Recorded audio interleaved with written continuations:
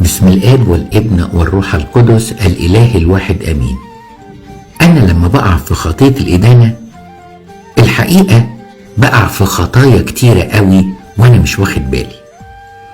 الخطية الأولى إن أنا كاسر وصية صريحة للمسيح.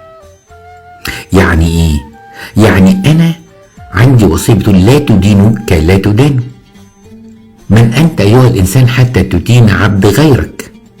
وبالتالي أنا مش من حق إن أنا أدين. كأن أبويا بيقول لي مالكش دعوة بأخواتك، أنت مالكش حق الإدانة طول ما أنا عايش أو حق التربية. فأنا أديله ظهري وابتدي أتصرف مع أخواتي كأني سحبت سلطان ربنا وأخدته أنا. ودي أول خطية. تاني خطية هي خطية عدم المحبة. اللي بيحب إنسان يلتمس له العذر، لكن لا بيتكلم عنه ولا بيشهر بيه. يقول أنا لو في ظروفه كنت عملت أكتر من كده، ده مسكين، ده إنسان طيب، بس هو أوقات كده يعني بتقلب. لا ده رائع.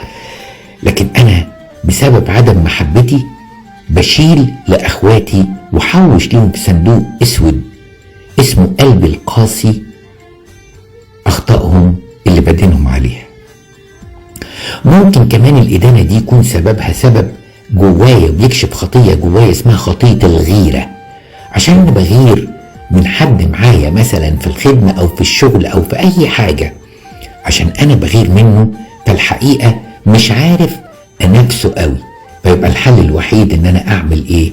إن أنا أدينه وأتلكك، إن أنا أبرز عيوبه علشان أغطي على عيبي أنا. ممكن كمان شر شديد قوي انا واقع فيه ان انا مش شايف خطيتي. انا بصراحة لو شايف خطيتي ما كانش هيبقى لي اي شغل في حياتي غير ان انا احاول بكل قوتي اعمل ايه بقى؟ اقدم توبة عن خطيتي ومليش دعوة. لما كان واحد يبقى عنده مرض شديد زي الكورونا، كل مهمته كيف ينجو من هذا المرض ولا يهلك. ما كانش عاتل هم الناس اللي حواليه، ده كان كل همه على درجة حرارته اللي ما بتنزلش أو صدره اللي ممكن يكون بقى موبوء أو مبقع من لطش الكورونا. علشان كده لما أنا بدين معناها إن أنا مش شايف خطيتي، ومحتاج أقول مع داود النبي خطيتي أمامي في كل حين. شوفوا كام خطية موجودة: كسر وصية، عدم محبة، غيرة، مش دريان بخطيتي. ربنا يديني ويديكم توبة، وأقول لكم صباح الخير.